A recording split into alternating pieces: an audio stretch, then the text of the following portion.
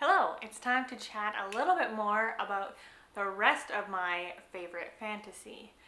So we're gonna jump in here. The first video was more Christian fantasy. This video is gonna be more mainstream fantasy. Having said that, keep in mind that with secular fiction or secular content in general, there's almost always going to be something that as a believer you can't really get behind, you don't agree with.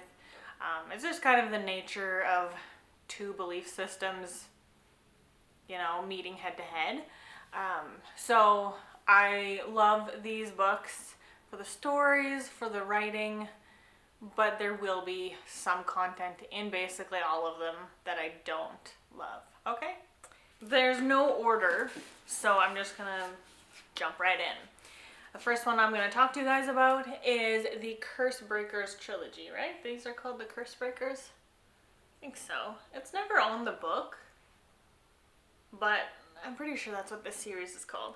Anyway, this starts off as a Beauty and the Beast retelling in book one.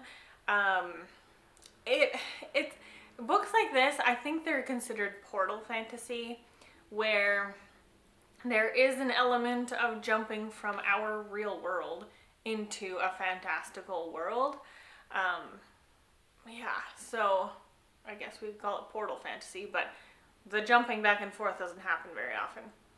So anyway, we spend 99% of the time in this fantasy world. So yeah, Beauty and the Beast retelling, I like it. There is a sorceress in this book, and she is evil, like straight up. And so that kind of content is in here.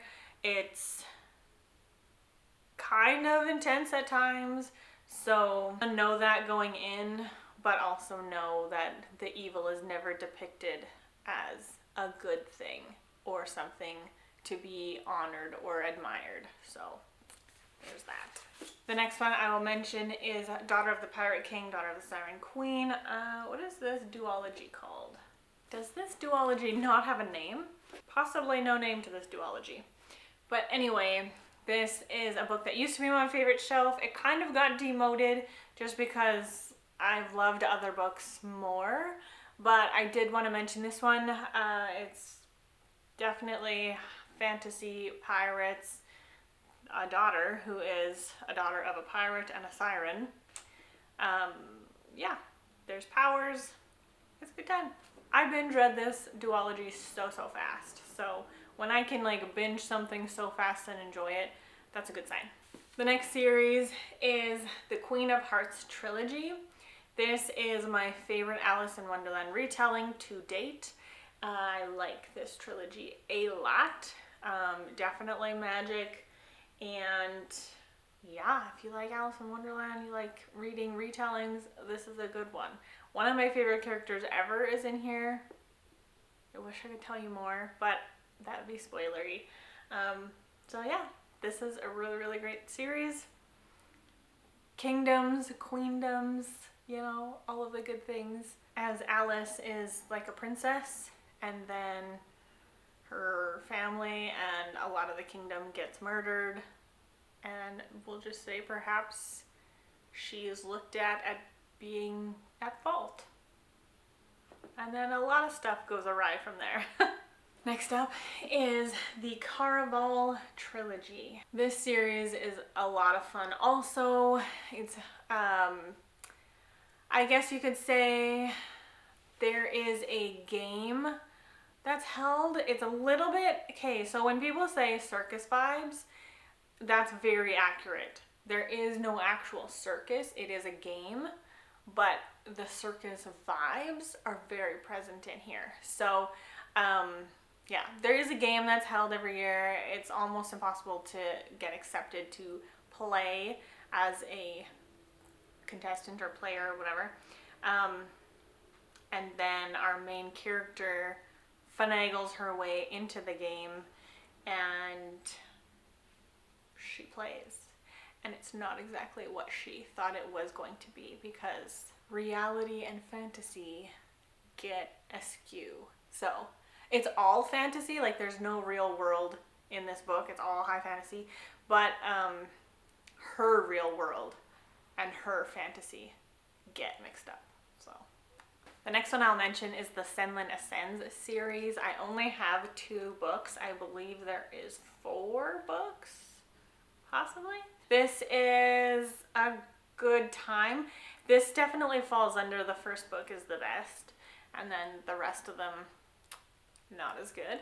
But Senlin Ascends is this guy, regular guy, in a fantasy world, and there is a tower, but it's like a tower unlike we could ever have here in our world. It's got levels, so it goes up, and every level is like its own world, its own ecosystem, its own thing. As you go up a level, it's near impossible to get back down that level, so basically your only choices are to stay on that level or go a level up. But if you go a level up, you can't come back down. I mean, you can, but it's not very easy. So anyway, Senlin and his brand new bride go there for their honeymoon. Stuff goes wrong, right? That's why we read books, to see what shenanigans authors put their characters through, right? So anyway, this is a really fun time. Yeah, I recommend this one. And lastly, I'm going to talk to you about the Farseer series. I would say the whole Elderling series that Robin Hobb, her whole Elderling world that she has built, there's like a ton of books. But first of all, I haven't read the whole series yet. I am still working my way through the books. Secondly, there are some, like she has multiple series in the same world that do affect each other, but you can read, like for example, this is the first trilogy. Unfortunately, my covers don't match, and then after this one comes another trilogy, and then after that one comes a trilogy that has different characters, different like landmarks and towns and cities, but it's the same world. So if that makes sense. So anyway, there are some of her, like the other series I was mentioning, that deals with different characters. I have DNF'd that series because I didn't like the content that she was writing in that series, but so far from what I've read, this series is fairly good about that. So anyway, Fitzchivalry Farseer is our main character. He starts off as a young child in book 1, and we see him grow, and his life is wild because he goes through so many different things. But anyway, he is the illegitimate son of the prince, and he can't be recognized as such because that will look bad on the prince. So he is taken in by the royal family, but only as a stable hand. So yeah, that's where he gets his start in life after his maternal grandfather abandons him. So yeah, this is really, really good. If you like talking animals,